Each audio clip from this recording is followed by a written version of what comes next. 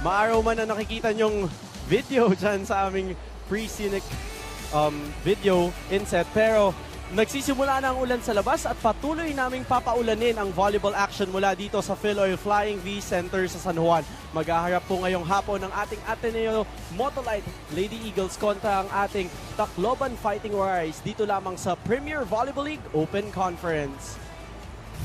The matchup for today, for your Wednesday doubleheader, will be between our Ateneo-Motolite Lady Eagles facing the Tacloban Fighting Warriors. At mamaya po, abangan nyo po, magkikita ang ating Bangko Perla Spikers kontra ang ating Creamline Cool Smashers. Live na live po tayo ngayong hapon via Liga HD, through TFC via tfc.tv, through the #1 sports website of the Philippines, sports.abs-cbn.com/livestream/PVL, and through YouTube via youtube.com/ABS-CBN Sports. Magandang hapon po sa inyong lahat. Ako po ang inyong lingkod, Sinjin Reyes, na makakasama niyo po ngayong hapon sa panonood ng matchup na ito. At syempre po, hindi po mawawala yung dalawang makakasama ko for this afternoon. Simulan po natin sa isang napakamarunong na analyst, and I am honored to be beside him today, none other than Coach Ronnie Magsano. It's always a pleasure to work alongside the millennials. Of course, itong team ng Ateneo is playing its 5th game in the last 10 days, 3rd game in the last 5 days.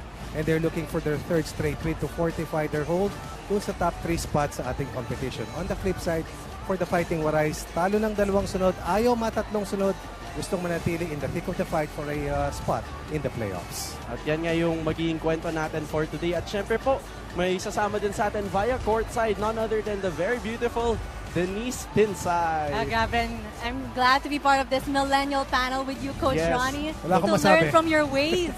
Yes, the very millennial Coach Ronnie Magsanok for today. Yan ang kwento natin dito sa panel.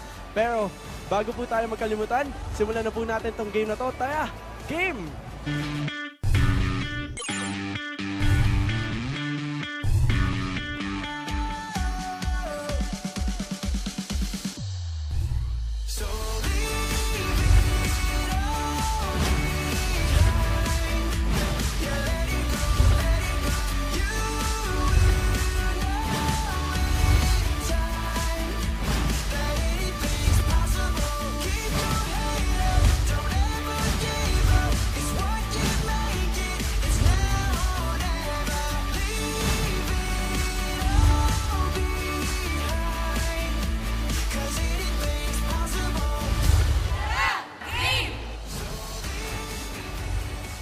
Magandang hapon mga kapamilya at Day 12 na po ng ating PVL Open Conference at makakasama natin ang the Lady Eagles and the Tacloban Fighting Warriors. Pero just a quick recap, sa aerial battle, nagwagi ang ating Lady Eagles against the Lady Falcons. At sa kabilang panig naman, nagwagi rin ang Bangko Perla Spikers that were undefeated against the Tacloban Fighting Warriors. So here's the Tacloban Fighting Warriors.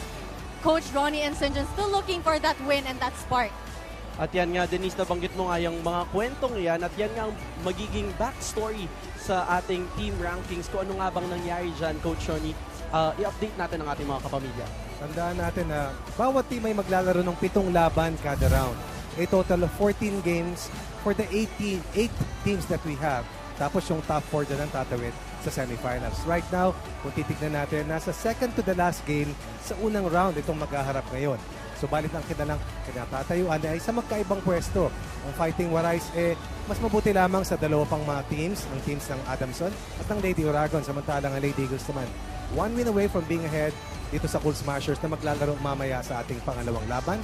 Subalit ang kanilang tangka ay manatili sa unang 4 na pwesto dahil unang 4 na pwesto tatawid sa semifinals. At yan nga po yung kwento nitong latter part ng first round natin, Coach Ronnie. At mukhang marami pa tayong aabangan na mga kwento upcoming this season. Dahil this is a very long season. We're playing 14 games. Pero I heard, Denise, may big question din tayong kailangan sagutin for today.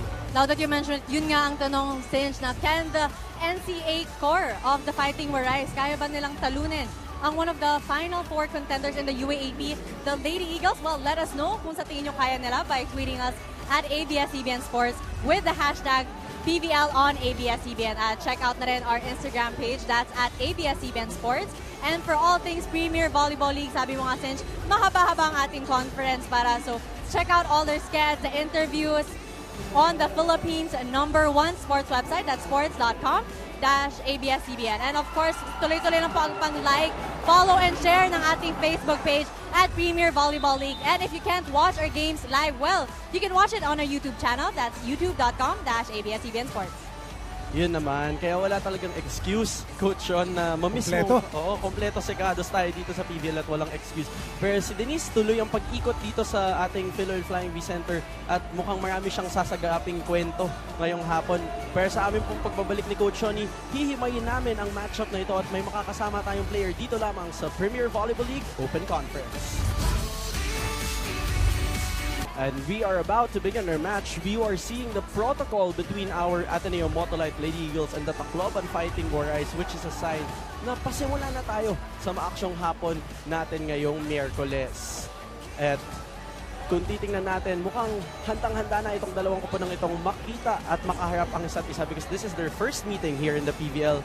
But we will see what will happen in a few minutes. Magandang hapon po ulit sa inyong lahat. Si Engineer po kasama si Coach Ronnie Magsanok. And Coach Ronnie, pag-usapan muna natin yung huling laban ng ating Tacloban Fighting Warriors against the still undefeated Bangko Perlas Fighters. Kasama ako sa saksing buhay sa labang ito. I believe I was with Eric Tipan when they covered this game. And in this particular match that took 1 hour and 41 to finish, 1 set apiece, nanalo ang Bangko Perlas sa unang set. Subalit mabilis na tumabla ang Tacloban Fighting Warriors sa second set. Yung third set, yan ang naging pivotal set dahil panalo na dapat dyan ang Tacloban Fighting Warriors. They had a couple of set points. Unfortunately, tinamaan sila ng kidlat at kulog na kombinasyon ni Nicole Chamson at si Herbacio. And eventually, kumambyo yung set patungo sa Bangko Perlas. Yung set number 4, maagang bumuelo ang Bangko Perlas at hindi na nagawa ng Fighting Warriors. Makadikit, makahabol at balik na rin yung eventual result na kung saan nanalo muli ang Bangko Perlas para proteksyonan yung walang bahid na kartada sa kanilang kampanya so far in this final conference ng PVL for the year. At yun nga, Coach Ronnie, medyo madikit yung labang yun nga lang, walang panapos ang koponan ng ating Tacloban Fighting Warriors. Pero I think mas magandang marinig natin mula mismo dun sa isa sa mga players natin. Kaya i-welcome natin dito sa panel si Heather Ginoo. Good afternoon to you, Heather. Good afternoon po. Ako, Heather, ako yung tanong ko, so far, may parang tinanong ko si Coach Ness kanina nahihirapan daw kayo maka-close out ng isang set. At ito daw ay sakit nyo ever since. So, anong sa tingin mo ang kinakailangan gawin ng iyong koponan para maipsan itong, or malaunasan itong sakit ninyo? Siguro po hindi kami pwedeng mag-relax pag once nakakalamang. Kailangan po namin isipin lagi na hanggat hindi pa po maabot ng 25, kailangan go pa din po kami, todo push pa din pa po kami. Kailangan. Deng, meron ka pang isang taon sa FEU? Yes po. So nag-ensayo na kayo sa Lady Tamaraos? Yes po. Kwentuhan mo kami ng pang oras-oras na araw-araw na ginagawa mo para i-juggle yung paglalaro sa Fighting Warriors, pag-aaral ng OJT at pag-i-ensayo sa Lady Tamaraos. Syempre po, meron po kami everyday na 5 a.m. workout. Anong oras? 5 a.m. po. Saya. Tapos? Tapos meron din po kaming 10 a.m. na bola. Bola? Opo. Okay. Tapos? Tapos papasok po ako ng OJT ng 12 p.m. to 12 a.m. Saan yan? Sa may Terminal 1 po, na iya. So, from FEU sa Moraita, Yes po. pupunta ka ng iya. Yes. Tapos? Tapos, makakapag-training lang po kasi ako sa Tacloban kapag, minsan po, before the game. Before the game na? Opo, bago po yung araw ng game. So, ano oras natatapos ang araw mo sa bawat 5 a.m. hanggang Terminal 1 na OJT mo? Ano oras natatapos ang pang-araw-araw mo? Siguro po nakakauwi na po ako ng dorm ng mga magwa 1 a.m. na. Talaga? Opo.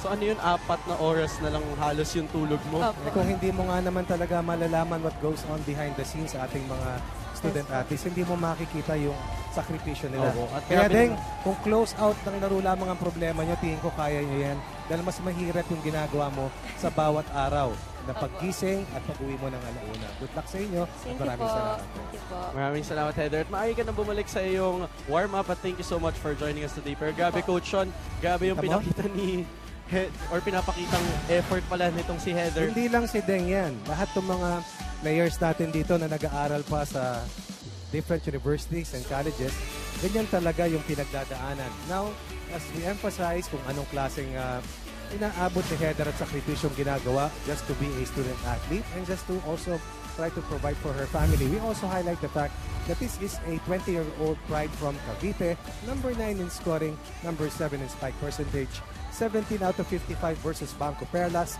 52 out of 112 for 29% overall in 5 games. She has amassed 63 points in 5 matches for an average of 12.2 points per game. Pero sa akin, hindi yun ang mahirap. Ang mahirap, bumangon ng alas 5, umuwi ng alauna na madaling araw at ulitin yon. Totoo nga naman. Pero kahit ganun, Coach Johnny, kayang pumuntos ng 21 big points itong si Heather Ginoo.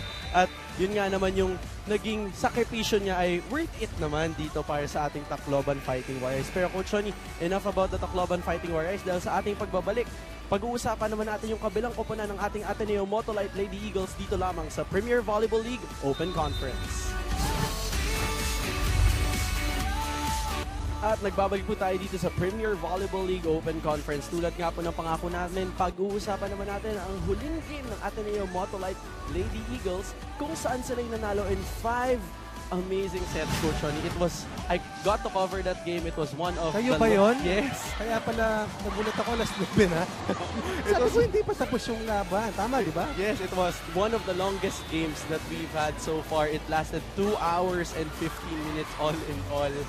And pambihira. The longest sets that we've seen between the Ateneo-Motolite Lady Eagles and the Adams-Sonacari Lady Falcons. Pinag-usapan natin kanina, 5 laro sa 10 araw, 3rd straight play date para sa Lady Eagles, 3rd game in 5 days. Pero para kay Coach Oliver Almadro, it's all about getting better. It's all about figuring out the roadblocks that come their way.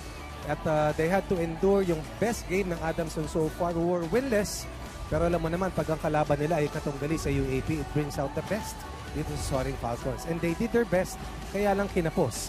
Pero masasabi natin, best game ng Adamson, pero para sa atin it's all about winning and staying on top. Kaya nanalo sila ng kanilang pangalawang sunod na laro at 4-1 na ang kanilang kartada sa ating team standings. Speaking of that last game, Coach Johnny, puntahan natin yung isa sa mga naging bagong muka na inabangan natin mula dito sa Ateneo Lady Eagles na squad. None other than their rookie libero, Bella Peralta. Good afternoon to you, Bella. Hi. Welcome to the panel. And Bella, my question is very simple. You're fresh out of high school. You're a rookie coming into the Ateneo. Now, ang una mo makakaharap club teams here in the PVL. How does it feel? Is there any pressure that you're undertaking right now? And what are you doing to cope up with the stress here in the PVL? Well, Na-stress ka ba? No naman. No, Okay lang. no, Okay lang. Me too.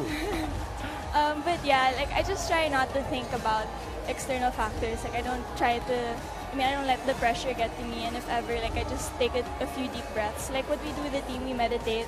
And I think that helps a lot with helping keep our composure and our focus during the game so that we don't let like the pressure, the noise, and everything get to us. So, Okay, Bella, you started your elementary years in Miriam. yeah. Can you walk us through or talk us through your journey from Miriam to your parents' house, all the way to high school, to your grandparents' house, and so on and so forth? Yeah, so I was in Miriam from kinder to grade 7. I finished grade school there. And you stayed where? I stayed with my parents there. And Quezon high City. school, yeah, Quezon City. High school, I moved to Alabang because my parents had to move to Boracay for work. So they wanted me to stay with my grandparents so that someone could watch over me. And that's why I moved to Zubel since And it's then? near there.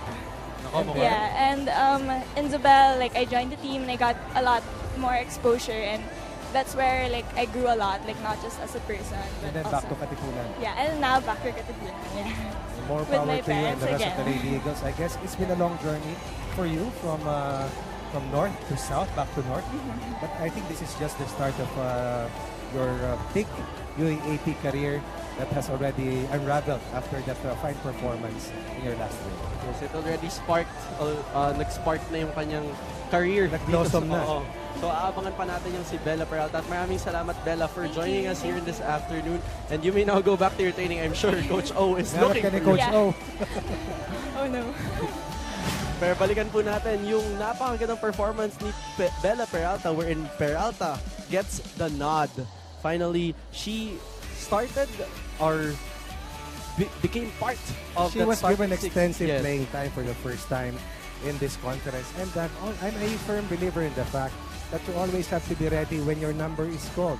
And in this particular match, when fatigue was an issue, when everybody was getting tired, she got the call from Coach Oliver Almadro, I believe in the second set or late in the first set. But wherever and whenever she came in, she brought not only positive vibes para dito sa Ateneo, but big numbers in terms of their defense. She was 24 of 37 in terms of picks, 12 of 41 receptions. Alam naman natin gaano katibay ang floor defense ng Adamson. Yes. Pero pinatunayan itong si Bella Pelarta na kaya din niya to keep up with the likes of Tony Ponce and of course the rest of the Adamson Falcons who are really known for their floor defense. And eventually, Ateneo was able to get past that huge challenge coming from the Lady Falcons. Kaya yung pangalang Bella Pelarta, kasama of course si Danny Ravena. Importante yan sa depensa ni Coach Oliver. At grabe yung composure na pinakita ng rookie na ito in a very long 5-setter na yung rallies. Ang tagal-tagal in that last match. Tingnan po natin kung sino po ang ating DJ for today dahil mukhang maganda yung mga mixes ngayon ni DJ Louie who is giving us the beats on the court side. And now, we pass it to our Barker here in the arena for more info about the start of this match. Second referee, Mr. Herbert Matematico. Before we present our starters, may we request our drummers to please refrain from beating on the drums as we introduce each athlete. Thank you. Calling on our Ateneo-Motolite Lady Eagles. Team captain is number 14, Beatriz De Leon. At number 3, Maria Dina Isabella Wong. Wearing jersey number 5, Vanessa Gandler. At number 7, Madeleine Irenea Madayag. Number 9 is Pauline Marie Gaston. At number 10, Katrina May Tolentino. Libero, number 1, Danielle Therese Ravena.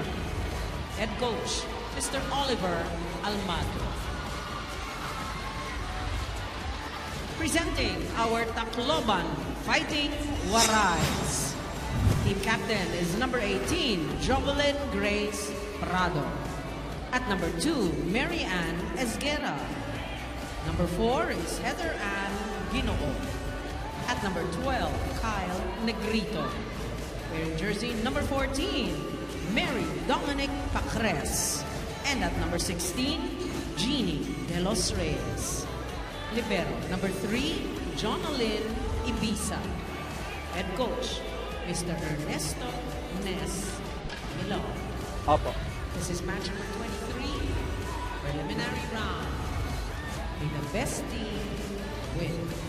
There you have it, the first 6 from our two teams. From Ateneo-Motolite, we have their usual starting 6 with Tolentino, De Leon, Hekeliana, Gandler, Madayag, Wong, and of course their starting libero will be Ravena.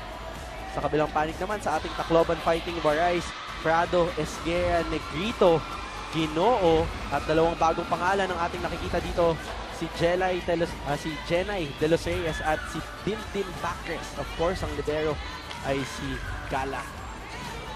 It's about survival para sa akin, para sa Tacloban Fighting Warais as early as now. Right now, this is quite late in the first round and they have to start winning dahil mahirap mag-ball pagdating sa second round, lalong-lalo na ang layo ng number of wins mo doon sa mga nasa ibabaw. At kita naman natin dun sa team standings natin kanina, Coach Sean, marami ng inipong mga panalo. Hindi mo mahabol yung puhunan ng iba dahil hindi mo sila tatalunin ng sunod-sunod In fact, Banco Perlas lamang wala pang bahid sa kanilang kartada. At sila po ang maghaharap mamaya ng crowd favorite nating Creamline Cool Smashers. So abangan nyo po yan after this match. But let's go to our ball game. Ponggay Gaston gets her first point off the blockers. Mula sa UST, tumawid sa Ateneo, anak ng isang basketball legend na si Fritz Gaston. Slowly but surely, Ponggay Gaston is one of the players to go to para dito sa team ng Lady Eagles. Sabi ko nga last coverage, Coach Sean, grabe 4th year na si Ponggay, parang kailan lang. Pero alam mo, lagi namang maganda pinapakita niyan basta ipinapasok. Kaya lang, ang dami talaga nila Yes, that's true. Probably this year is her time to shine. But through all, even in the VD, maraming instances na si Ponggay, lalong-lalo na pag wala yung mga kasama niya, siya yung bumibida para dito sa Ateneo. And she really shines at the right moment para dito. Pati yung personality, very jolly. Yes. Lagi masaya, maski hindi masyado nakakapaglaro dati. But on the other side of the court, libreng putos ang binigay doon ni Kyle Negrito of an outside serve. Pero puntahan muna natin ang report ni Denise Densay. Singe and Coach Ronnie nagbabalik si Dimdim Pacres sa Tacloban Fighting Rice with a bang. Fresh from a heartbreak and first-time training with the Fighting Rice kahapon, Dimdim is eager to get a move on with her life. Nung tinanong ko siya kung ano ang kanyang mga natutunan sa heartbreak at sa training, parehas lang naman daw. Ito ay ang huwag magmadali at kailangan laban lang. And of course, last but not the least, maging positive lagi. Balik sa inyo. Magandang mga points yan. Then, at magandang nabanggit din ni Denise, ang pagbabalik nitong si Dimdim Pacres dito sa ating PVL. At Dimdim, kakabubuod lang daw coach yun, pero mukhang tuloy ang laban, tuloy ang buhay. May hugot. Oo. Sino man natitigil ang buhay, hindi titigil ang ikot ng mundo. Ano man ang sama ng loob ng sino man. Importante pagising mo, it's another day, and today is another game para sa Fighting Rice because meron silang halos isang linggo na preparasyon para sa labang ito pagkatapos matisod ng Banco Perlas in 4 sets para naman sa Ateneo Catolentinos leading the way to them. Maganda yung combo nila ng Twin Tower sister niya na si Madi Madayag dahil they've added a lot of ceiling together with Bea De Leon doon sa kanilang frontline lalo. That's very true. And kahit na si Dina Wong, nasa harap, minsan nag-block din at maganda din ang pinapakita. Kompleto rin yan. Kompleto si Kado sa itong Ateneo. Magandang mentor. Tandaan natin, Gia Morado played together with Dina Wong for a couple of years. Yes, in her rookie year, sa naglibero. Dina Wong. And then, ayan, bandala ko si Giselle Tan. yes. Also played libero and setter para dito sa team ng Ateneo. Tingnan natin kung maabante na dito ang ating Fighting Waray. Hindi mo pwedeng overlook si Joey Prado. Only had, I believe, a minimal number of points behind the leading scorer kasi then Ginoo. Pero Ateneo comes out fighting and returning the favor in the opposite end. That's against a double block courtesy of this first-year sensation, si Gantler. Napanood ko itong bata to, napakahusay lalo from the service line. That's such a great point, Coach Ron. No? First-year sensation. Ito si Vanny Gandhi. Maagang-maaga pa lang. Pero marami nang pinapakilalang bagong pangalan. Naalala ko, kasi akala ko matagal pa yung laban dahil abot ng 4 sets. Hinabol niya yung 8 points sa kalamangan ng kalaban by staying on the service line hanggang lumamang sila at makuha yung set na yun. And that has been one of the new strengths of this Coach Oliver Almagro's squad. Kailangan kasi yan ang first line of offense. That is something that you are in control of, something that you can be better by working in it and trying to be a steady server. You have to be intentional when you want to get better. Fighting Warais, palaban ng gusto, lamang ng dalawa against a slow starting Ateneo Universe. Parang yung laban nilang uli. Pero syempre, ang mahalaga dito, Coach Ron, yung panapos mamaya. Pero bago yan, paano tayo aabot doon as Pacres hits that ball, but coverage easy on the side of our Tacloban Fighting Waray. Bababa sa isa, ang abante dito. Kitang-kita rito yung pagtakip ng Tacloban kay Kat Tolentino. Kat Tolentino has been the biggest thorn sa huling dalawang kalaban ng Ateneo.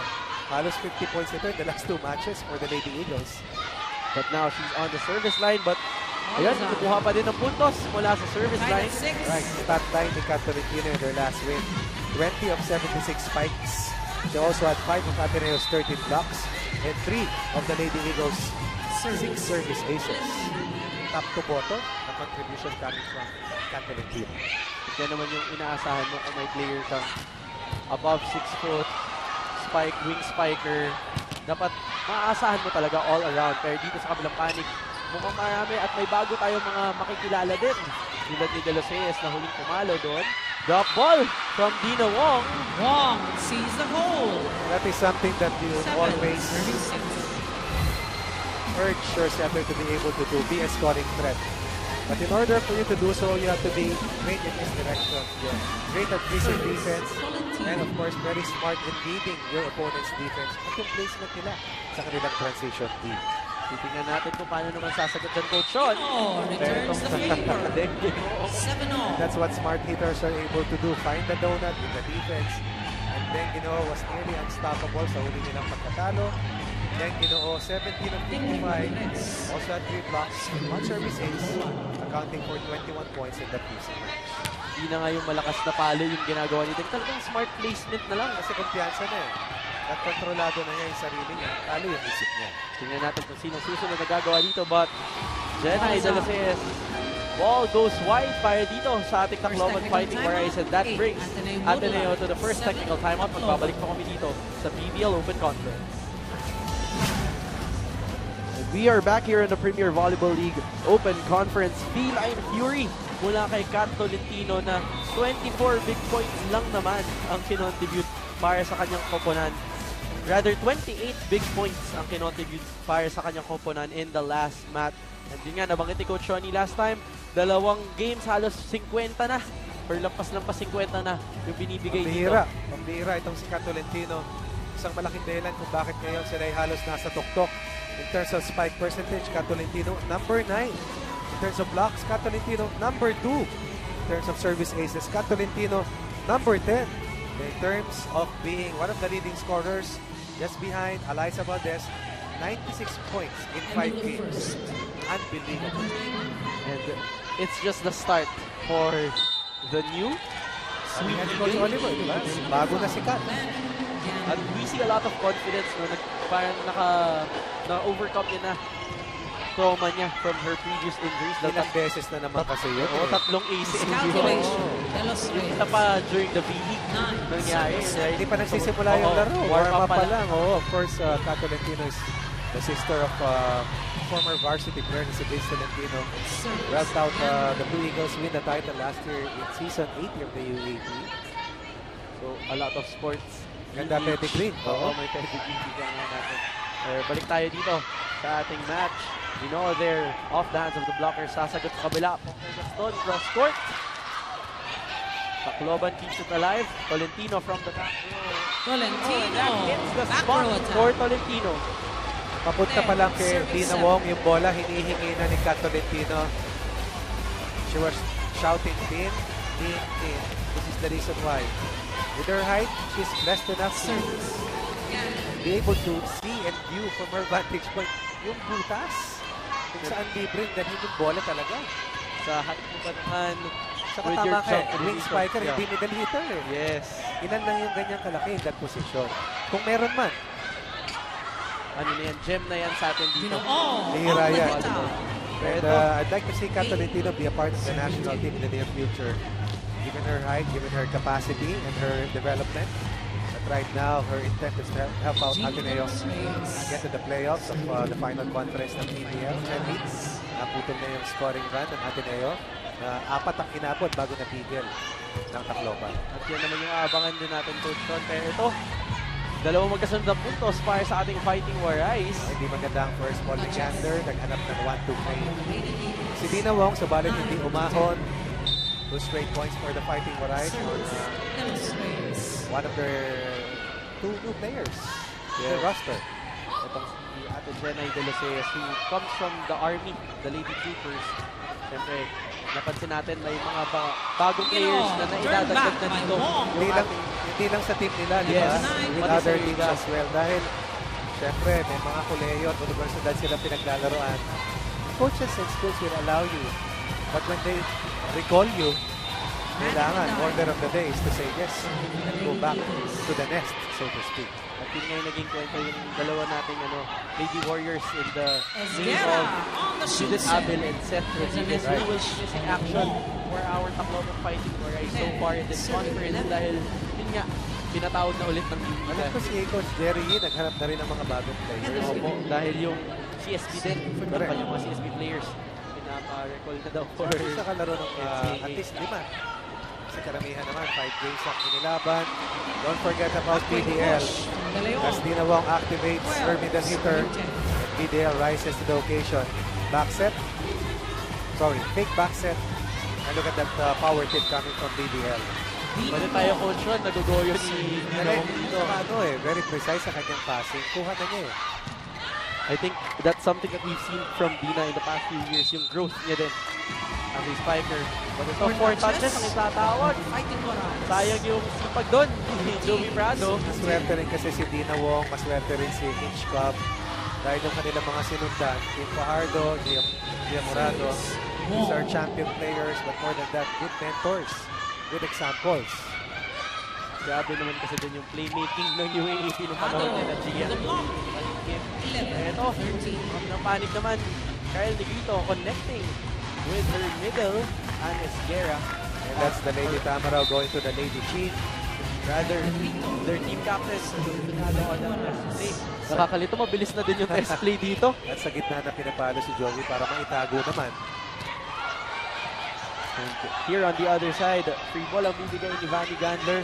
Negrito, pinili itong si Pacres. Trying to look for a check and she has granted a check ball there.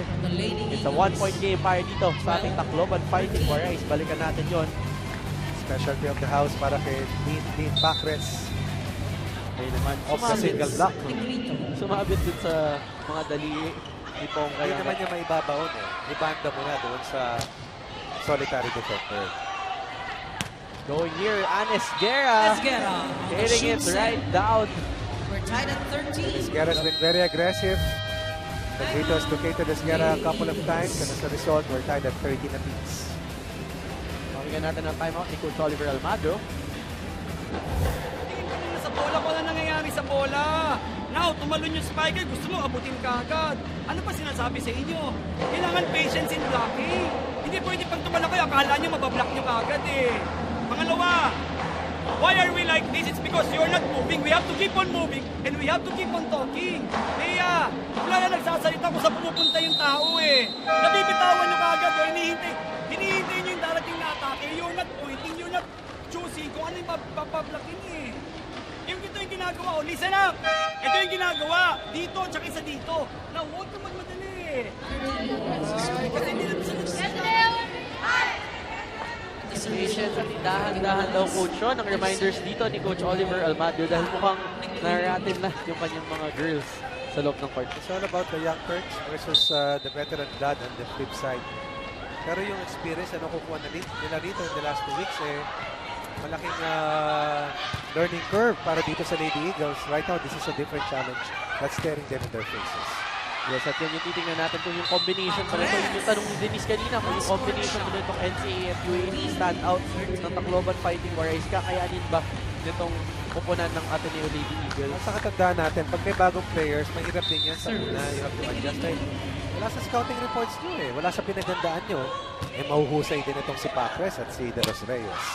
Kaya yun din yung ikakagulat at titingnan natin paano mag-a-adjust dyan ng ating Lady Eagles. But back on our ball game, Esguerra again. Esguerra. I believe she scored 33% of her total 15-point output in the first set alone. Down by 3 earlier at 10-7. And since that time, it has been an 8-3 run para dito sa Fighting Warriors. Of course, hindi natin nababanggit si Negrito. Yung thumbprint niya all over this huge fight back para sa Fighting Warriors. Yes, and si Negrito talaga ang nag-orchestrate ng lahat ng yan as Pacres playing it smart there and brings our Tacloban Fighting Warriors to the second technical timeout. Magbabalik po dito sa PVL Open Conference. Ateneo-Motolite. At nagbabalik po kami dito sa PVL Open Conference, sharing the fight were the 3 players from our Tacloban Fighting Warriors. Seth Rodriguez with 7 points, Mary Ann Esguerra with 7 points, and Shola Alvarez with 7 points in their last match, Coach Ronnie. Naniniwala ako that in their loss laban sa Full Smashers, they only scored a little over 50 points. Kaya dito sa labang ito, gumamit ng iba't ibang kombinasyon si Coach Nes Pamilar. Kung kaya't yung mga pangalang yan, hindi lang nakangiti ng mga litrato, kundi nakangiting mga numero. 777. Unfortunately, Javi Prado was also contained to only 10 points. Pumalo si Denginoo, tumulong si Rodriguez Esguerra at Shola Alvarez, pero hindi pa rin naging sapat dahil nadulas sila at hindi nakalusot laban sa Bangko Perla Spikers. Team effort na nga ang sinubukan gawin doon ni Coach. Gumana naman, kinapos lang. Kinapos nga lang talaga. Yun din ang sinasabi ni Coach Nes, yung kanilang mentality at maturity daw sa loob ng court ang nagkukulang sa kanilang panig. Kaya yun daw yung gagamitin dapat nilang advantage sa match na ito laban Ateneo. Pero ito, Leon using her advantage on that last point, going over that regalo point. Ateneo has to play better as we have already reached the second technical timeout. And Bea De Leon once again scoring a crucial point. I say crucial dahil kanina halos cruise control na itong Fighting Warriors. 6-0 run na nga Coach Ron. Yo, bigat. So, kailangan talaga hindi nila binibitawan tong ating Fighting Warais dahil isang matibay na team nito dito sa PVL. Sa akin na kailangan ng panalo ng Fighting Warais. Handler Yes. to the block. Yung gutom nitong manalo. 16. Present na present din. No doubt that this young lady will be a fan favorite. Itong si Vanny Gunter. Walang kaabog-abog eh. Walang Fearless.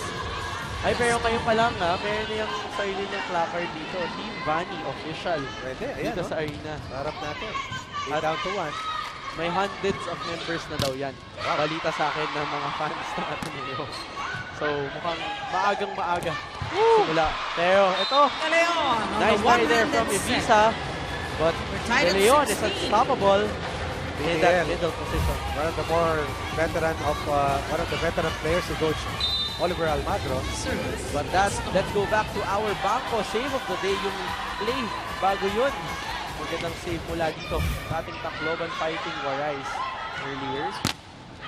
Back to our ball game, Jovi Prado, proving why she's the NCAA 17 MVP 16. in that last point. At yung kanyang mentor na si Coach Oben Javier ay deputy ni Coach Nes Panilar. Remember that the Lady Chiefs are the most dominant school in the NCAA wars in the last 2 years. Ayan, si Nenes Guerra, teammate din niya.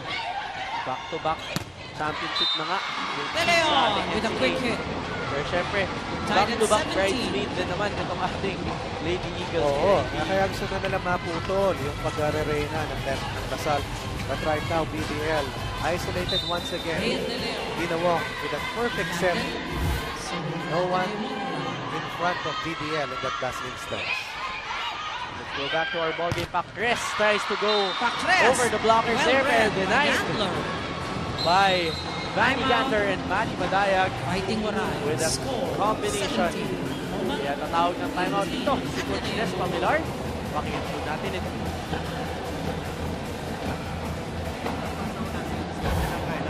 Pag-atake coverage, sige na lang balik naman ang coverage lang ang coverage pag umatake. Huwag tayo masyadong kumpiyansa na hindi na papapatay ka agad, ha? Sige lang, Usap pa sa lab, ha?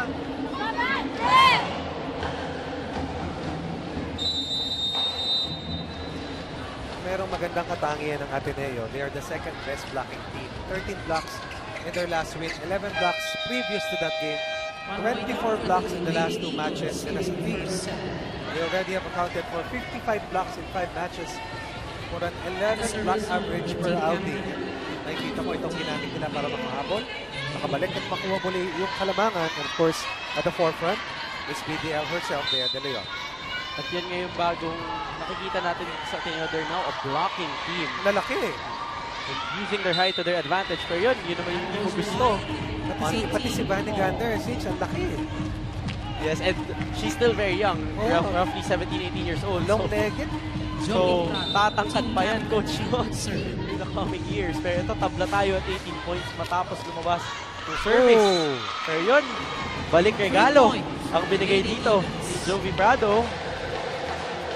Balik sa isang abante dito ng Ateneo. But it's a very tight ball game. At yun din ang maganda pag-usapan ko ni Coach Ron. Yung malalim na bench nitong dalawang bukunan na to. Tacloban, marami pang mga pangalang hindi pa natin nakikita sa loob. Yung pinakamalas natin kanina, sila Shola Alvarez, Yes. naglaro yan. Pacres trying to go for an off-the-block finish. 20 to 18. She will not succeed. And Ateneo, after being behind by 3, now on top by 2. Generating a huge surge late here in the first set. Tingnan natin kung merong second win itong Tacloban after taking the lead away from the Lady Eagles earlier in the set. At crucial ito sa panig nito dahil patuloy na to ng set. At ito nga yung sinasabi ni Coach Nes. Dito Gino, na nagkakaproblema sa denied team by panapos. Wong. So, kailangan nilang magising dito sa panig ng Tacloban. Kaya mukhang Time gigisingin out. sila Fighting ng kanilang Warais. mentor na si Coach Nes Pamilar. Pakikit po natin ito. Natin ang maayos kaya nag-open tayo, eh. Atin muna natin maayos yung pasa natin, ha? Second match. Okay, sige lang. Check lang muna ulit. Diskarte lang. Pag nakita mo na ang over, malalaki na yung sumara. Pag sumagat na rin, ganun mo na para tumama sa labas, ha?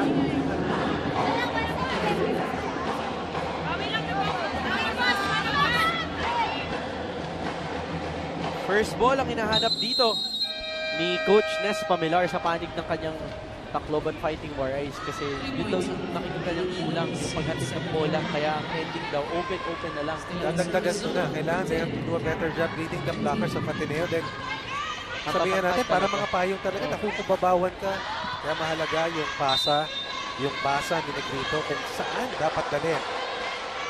That will be crucial. Let's see kung makakabawi ba dito. But poor first ball there on the side of Tacloban. Packers tries to make something out of it. Wong chooses Gaston on the back row. Puto mula kay Prado. Free ball ang ibibigay dito. They go to Gandler on the open side. Buhay pa ang bola. Negrito chooses Ginoo. She is denied there, but coverage is present on the side of Tacloban. Buhay pa po ang bola thanks to Ibiza. Ginoo with an off-speed shot. Pongay saves that. Ball is still alive. Long rally we're having here. Wong goes to a miscommunication play. Pongay gives up a free ball. Right. Dim. Right on that Low shot. for Pacres. That was a faulty set 22 to coming 18. from De Los Reyes, and it will cost them another point. Tremendous transition plays for these two teams rather. Pero in the end, nanaig na naman yung blocking dito ng Ateneo. And again, conditioning is always critical sa ganitong klaseng mahabang rallies. Hindi na talaga pinapalusot ng Ateneo. But ito, sumubok lumusot. Dim Packers. Ball down. Nga lang, 23. napalabas na yung palo on that last play. She went down the line, away from the blockers. Kanina hindi mapigilan.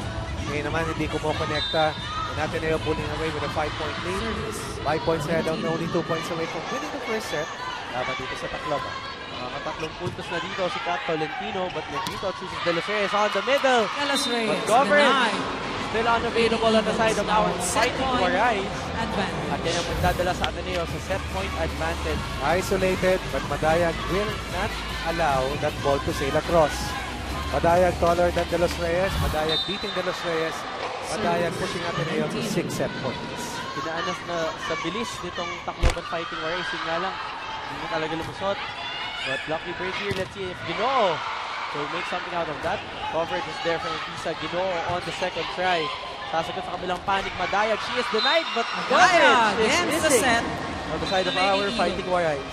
25 to 18. Boys, winning plays. Ateneo stealing this first set away from the hands of the Tacloban Fighting Warais. Titingnan natin kung paano babawi dito ang ating Tacloban Fighting Warais sa pagbabalik namin dito lamang sa PVL Open Conference.